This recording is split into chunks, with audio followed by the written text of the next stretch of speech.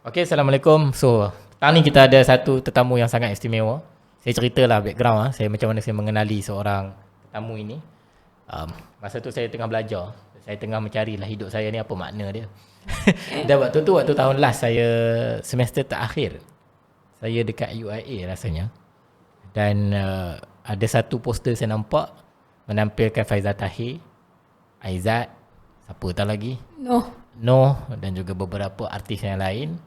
Dan tajuk poster tu One Moment for Them. Dan tajuk tu memang bagi tahu dia adalah charity concert untuk kita buat satu aktiviti ataupun projek kebajikan untuk Syria. Dan saya terus beli tiket. Pertamanya sebab saya memang minat Faizal Tahir. Memang masa tu datang tu niatnya nak tengok Faizal Tahir lah masa tu kan. So beli tiket, pergi malam tu, dan malam tu diorang perkenalkan, kita semua mahu memperkenalkan seorang individu yang menjadi tunjang kepada projek ini, iaitu Fatihah Syuib. So kita kenalkan Fatihah Syuib semua. So hari ni Alhamdulillah sebenarnya kita nak sembang benda-benda lain. Jadi kita buat sekejap podcast. Dan dah lama dah, rasanya berapa puluh tahun lepas 10 tahun lepas ada. Sampai 2015, hampir 10 tahun lepas jugalah saya memang tengok Fatihah dekat stage dan tak sangka yang akan bertemu depan-depan macam ni pada hari ini. By the way, saya sangat impressed pada waktu tu, saya sangat inspired dan saya sentiasa bertanya kepada diri saya, aku nak buat apalah hidup aku ni. Dia ni masa tu umur berapa Fatihah? Saya baru 22. Umur 22 dia dah berjaya mengumpulkan artis-artis dan telah menjalankan ataupun telah mengarahkan satu projek yang besar dekat luar negara. Saya 20 saya pun tak ingat semua umur masa tu kan. Sekarang 31. 92. Oh, Faiz bawah 1 tahun dengan saya. Oh, Fatihah 91. Okey. So bayangkan saya waktu tu maksudnya saya umur 21 lah. 21 tahun saya tengok orang, seorang perempuan berumur 22 tahun boleh membuat ini. Oh, saya membalik tu, saya mendang lah hidup saya. Aku tak boleh buat apa-apa ni hidup aku ni kan. Tapi the good thing is, kesan dia kepada saya adalah saya sentiasa akan merenung apa bentuk makna yang saya boleh buat pula. Bukanlah saya nak tiru apa yang Fatihah buat, tetapi bagaimanakah saya pula boleh memberikan impact ataupun memberikan kesan yang saya istilahkan sebagai berbagi makna pada masyarakat. Dan somehow disebabkan bertanya soalan-soalan yang sebegitu dan tidak membuatkan diri saya hilangkan diri ataupun sibukkan diri, dan saya terus bertanya soalan yang sebegitu kepada diri sendiri. Dan saya menemui jalan demi jalan dan mungkin lewat, mungkin saya taklah sama macam Fatihah. Dan hari ini sekurang-kurangnya saya boleh kata dengan bangganya, saya buat something juga, walaupun tidaklah besar dan tidaklah impactful sangat, tetapi sesuatu yang saya boleh katakan ada ruang yang mana kita boleh berbagi makna. So hari ini kita bersama dengan Fatihah, just to free flow punya conversation je Fatihah. So tadi kita orang ada bincang pasal apa yang Fatihah buat. So sekarang ni Fatihah sibuk dengan support apps. Support app ni mungkin Fatihah boleh cerita sikit apa itu support apps? Okay, Assalamualaikum kepada semua yang mendengar. So basically saya kenalkan diri saya dululah. Nama saya Fatihah Syuib. Saya merupakan co-founder dan juga CMO kepada support.app. So basically apa yang kita orang buat dalam support.app ni, ataupun nama lain sebenarnya mental health punya app lah. Kita orang nak membantu orang yang mengalami isu kesukaran dalam isu kesihatan mental. So dalam kita orang punya app ni ada 3 features. So yang pertama dinamakan sebagai support warrior. So support warrior ni adalah mereka yang ada mental health diagnosis dan telah recovered. So kita orang ambil diorang, train diorang and certified diorang dengan organisasi daripada UK untuk menjadi the first accredited peer supporter in Malaysia. So mereka ni 18 orang telah kami train. So mereka ni kebanyakannya semua daripada pelbagai latar belakang dalam isu kesihatan mental. So ada yang bipolar, ada schizophrenia, ada anxiety, ada depression, so pelbagai issues. Jadi mereka ni akan bertindak sebagai peer supporter untuk membantu orang lain yang mengalami isu yang sama. Dan kedua, kami ada support tools. So support tools basically selalunya kalau kita pergi terapi, dalam sesi terapi kita akan dapat homework daripada assessment techniques ataupun apa cara pun daripada CP, clinical psychologist ataupun psychiatrist sendiri untuk kita guna waktu kat rumah kan. So selalunya dalam bentuk hard copy. Tapi kita orang digitizekan supaya kita boleh guna pada bila masa di mana sahaja. Dan ketiga, kita ada support stories. So support stories basically kita orang collect stories daripada public berkaitan dengan isu kesihatan mental ke, struggle ke. So kemudian ni kami datangkan setiap stories tu dengan opinion daripada, pandangan daripada pihak pihak berkuasa ataupun pihak yang berkenaan. Contohnya lah, seseorang tu hantar berkaitan dengan sexual abuse. So dia hantar dia punya story, and then nanti ada professional, sama ada daripada pihak hospital ke, daripada pihak polis ke. So mereka akan bagi pandangan mereka tentang hal tersebut. So basically kita nak encourage orang daripada berkongsi sahaja, ambil tindakan apa yang diorang boleh buat untuk bantu hidup diorang. Wah. Okey, saya tanya soalan yang pada saya dah teringin nak tahu. Fatihah adalah seorang survivor. Masih survivor ke ataupun masih menjalani rawatan? Saya masih menjalani rawatan. Masih menjalani rawatan untuk sakit yang dipanggil sebagai bipolar disorder dan juga ADHD adult. Apa tu? Saya memang tak tahu. Kalau boleh Fatihah ceritakan sikit. Okay, bipolar disorder ataupun bipolar disorder type 2 ni adalah satu penyakit kesihatan mental ataupun kenali sebagai mood disorder lah. So kita kadang-kadang akan ada mood yang kita okay, mood yang kita high ataupun mood yang kita very low. Mood ni dia related dengan emosi? Boleh related dengan emosi. Kalau emosi kita terganggu, mood kita pun akan terganggu dan dia akan menyebabkan kita boleh relapse atau mengalami masalah isu kesihatan mental yang lain. Oh, so itu adalah yang dipanggil sebagai bipolar disorder. Yep. Yang berbeza dengan bipolar personality disorder.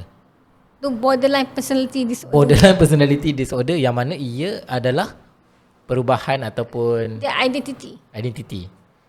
Dan satu lagi ADHD, adult ADHD. Adult ADHD. Iaitu satu sakit yang neurodiversity issue. Oh, kalau dalam bahasa untuk orang faham? Bahasa yang mudah untuk orang faham neurodiversity.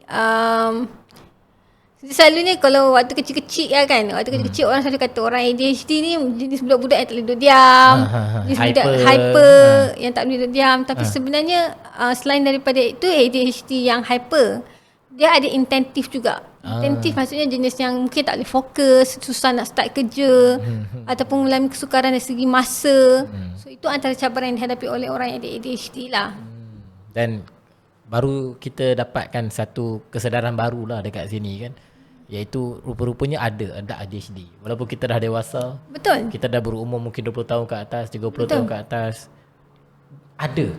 Kalau mungkin ada orang sosok yang saya sendiri kagumi, yang sendiri mengakui bahawa dia didiagnose sebagai ada ADHD adalah Ustaz Sizar sendiri.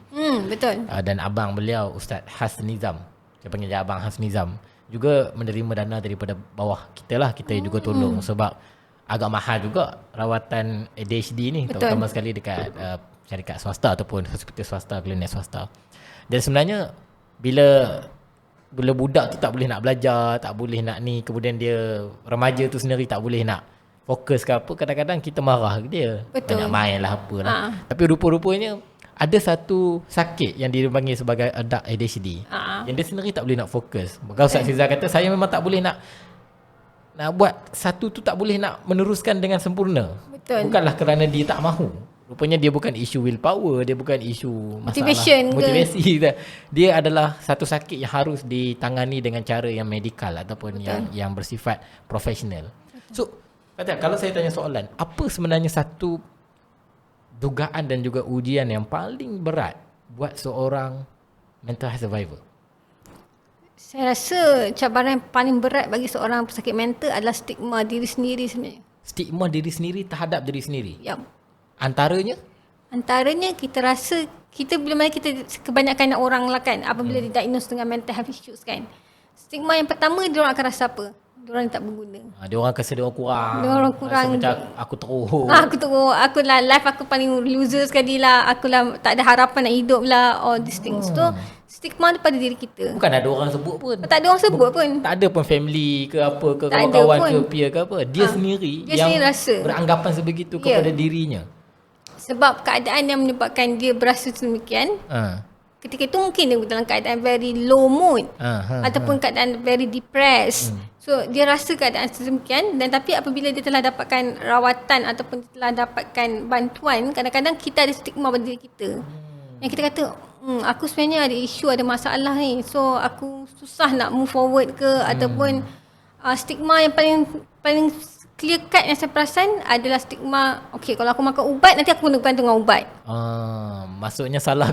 Maksudnya merasakan diri itu lemah kerana kena bergantung dengan ubat. Ataupun satu masa nanti perlu bergantung dengan ubat. Ya. Wah, menarik ya. Satu statement tu maksudnya stigma yang paling awal kita kena runtuhkan adalah stigma yang kita bina kepada diri kita sendiri. Betul. Bila kita menghadapi satu ujian, depression, anxiety ataupun apa saja sakit kesihatan mental yang orang tak nampak. Dia bukanlah benda yang boleh kita tunjuk pada orang.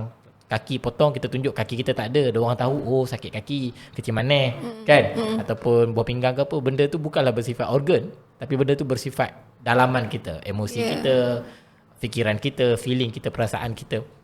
Dan bila kita ada isu tu, kita jadi orang yang paling awal untuk membina stigma kepada diri kita sendiri. Dan kita jadi orang yang paling awal untuk, kau ni tak sama macam orang lain. Orang lain tak ada benda-benda macam ni. Betul. Sebelum kita berhadapan dengan stigma yang dibangunkan oleh orang-orang sekeliling kita, baik family ke, kawan ke.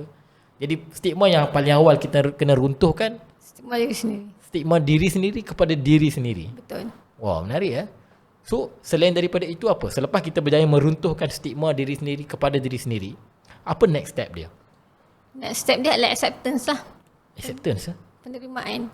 So, saya rasa setiap orang dalam yang pernah didiagnose dengan mental health issues ataupun mengalami perkara yang tak dijangka dalam kehidupan mereka, mereka akan melalui perkara yang dinamakan grief. Ya, apa ya? Bahasa Melayunya apa grief ni? Gabung Ya. Perkabungan ataupun kegalauan yang ni lah, yang panjang lah. Galau kan. So grief. So antara stages dalam grief tu kita akan ada denial, kita akan ada rasa marah, kita akan ada rasa orang kata bargain Kepada diri sendiri. kepada diri sendiri. So ini memang ada dalam segi psikologi bahawa kita akan melalui 5 stage of grief ni apabila kita mendapat sesuatu berita yang kurang kita suka ataupun kurang kita nak accept term tu lah. So saya rasa semua orang melalui benda ni. So basically waktu first, macam saya sendiri waktu first saya kena diagnose kan, saya macam aku ada penyakit mental. So aku ni, sebab ketika tu kalau kita tengok dari segi TV, media, semua yang menggambarkan orang yang ada isu kesihatan mental ni orang yang ganas, tak normal. Tak normal, kegelapan, agresif. Gila kadang-kadang. Kalau setengah-setengah pandangan orang tu, gila engkau ni kan. Betul. So semua pandangan ni sebenarnya saya rasa macam saya tak macam tu pun. Tapi kenapa semua digambarkan sedemikian? So saya rasa sangat tercabar ketika tu. Saya rasa macam I need to show to the public that actually mental health issues ni bukan isu yang selalu digambarkan dalam media, tapi isu yang semua orang akan melaluinya. So ketika tu memang saya letak satu keazaman dalam diri saya waktu saya ingat hari pertama saya pergi hospital dekat HUKM. So kali pertama saya pergi tu, saya memang letak satu tekad dalam hidup saya ni. Saya katakan saya nak buktikan bahawa although you have a mental illnesses, you can success like others. Itu benda yang saya Itu cita-cita yang Fatihah tanam. Pada hari pertama didiagnose sebagai salah seorang pengidap bipolar disorder. Yup. Wah. Sebab saya rasa macam ketika tu macam semua media mainkan berkaitan dengan bipolar, orang yang ganas, orang yang membahayakan, orang yang menakutkan. Tapi saya tak pun macam tu. Struggle saya lah kan. Maksudnya saya melalui tempoh depresi yang berpanjangan. So tapi saya tak ada nak menceritakan orang. Saya tak nak agresif dengan orang. Tak ada agresif dengan orang kan. Dan ketika tu memang saya rasa apa yang digambar-gemburkan dalam media sosial ataupun dalam media itu sendiri adalah tidak tepat. Jadi saya nak ubah di stigma tu, saya kena proof dengan diri saya dululah. Yang saya pun boleh berjaya macam orang lain, so that orang boleh nampak yang orang walaupun kita menghadapi masalah isu kesihatan mental, kita boleh berjaya seperti orang lain. Jadi pertamanya kita kena ada kehendak yang lebih tinggi untuk meruntuhkan stigma diri kita kepada diri kita sendiri. Yep. Kita kena mencari kekuatan itu, mencari kemahuan itu, mencari cita-cita itu, mencarilah cara macam mana sekalipun. Jangan sampai kita yang memandang buruk kepada diri kita sendiri. Betul. Kalau itu kita gagal buat, kita tak akan masuk ke fasa yang seterusnya, tangga-tangga yang seterusnya. Yang keduanya adalah bagaimana kita mula untuk berurusan ataupun berinteraksi dengan penafian. Dengan kata-kata yang menunjukkan yang kita ini adalah orang yang tak normal, dengan persepsi-persepsi yang ditunjukkan oleh media, oleh mainstream media, oleh orang-orang dekat media sosial, dekat TV dan sebagainya. Caranya adalah dengan acceptance. Kita harus menerima diri kita dahulu tu sepenuhnya dia, seadanya dia, sebagaimananya dia. Dan kekuatan itulah akhirnya menumbuhkan kita untuk kuat dan teguh berhadapan dengan segala persepsi-persepsi orang. Dan lagi kuat kita nak memperjuangkan apa yang kita rasa benar dan juga memperjuangkan apa yang kita rasa orang salah faham, maka lagi kuatlah cita-cita kita. Betul. Dan ini yang saya baca tentang high functioning anxiety. Orang salah anggap yang high functioning anxiety ni adalah orang yang akan lembab, akan tak tahu cara nak buat keputusan. Padahal mereka adalah orang yang paling tepat dalam membuat keputusan. Kerana dia terlalu alert dengan keadaan daripada pelbagai sudut, dia selalunya membuat keputusan yang sangat tepat. Jadi dah banyak kajian dan juga penyelidikan bagaimana sebenarnya mental health ini, orang-orang yang mengalaminya itu melihat dunia dengan cara yang baru, yang mana orang biasa takkan lihat. Dan dalam sudut bisnes, dia membuat keputusan bisnes yang orang biasa takkan mampu buat benda tu. Sebab itu ada, kalau kita kajilah berapa banyak tokoh-tokoh yang bisnes besar, usahawan besar ni, sosok tinggi dunia, mereka melalui fasa-fasa yang kalaulah mental health itu masih pada waktu sekarang ini sangatlah bagus pada waktu itu, maksudnya ada kesedaran dan sebagainya, kita dapat tahu bahawa mereka tidak normal. Yeah.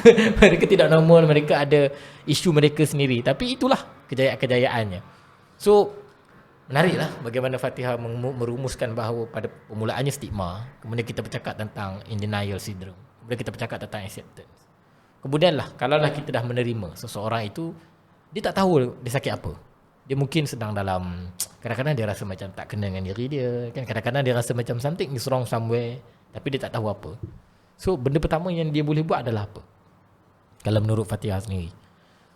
Selalunya persoalan yang kita hadapi ataupun kita lalui berkaitan dengan isu kesihatan mental ataupun any isu atau topik yang kita lalui, benda yang pertama kita akan pergi dekat siapa selalunya? Dekat best friend kita, kawan ke, kita kan, kita, kawan kita kan. So memang dari segi kita orang interview ramai orang, so kita found out actually sebenarnya benda yang orang akan pergi kalau diorang ada isu berkaitan dengan isu kesihatan mental ataupun any isu, tempat pertama diorang pergi adalah kawan. Diorang akan comfort dengan kawan dulu. So disebabkan itulah kita orang hadirkan support app ni, peer support ni sebagai kawan yang boleh bantu korang kalau korang menghadapi isu berkaitan isu kesihatan mental ataupun any isu yang related dengan isu kesihatan mental. Yang menarik lagi, peer support ni terdiri daripada mereka yang survivors. Yang mana mereka telah melalui fasa-fasa mencabar dalam hidup mereka. Betul. Mereka ada yang pernah melalui suicidal thoughts yang sangat serius, ada pernah hadapi family issues, ada yang pernah macam-macam. Kalau kita tengok dekat support app punya website, kita boleh pilih lah topik yang regarding dengan cara apa situasi kita. Dan ada orang-orang tertentu yang pernah berhadapan dengan itu dan mereka boleh bersama dengan kita untuk membantu kita macam mana kita nak melaluinya. Dan ini yang saya fikir satu hal yang orang mungkin tak faham.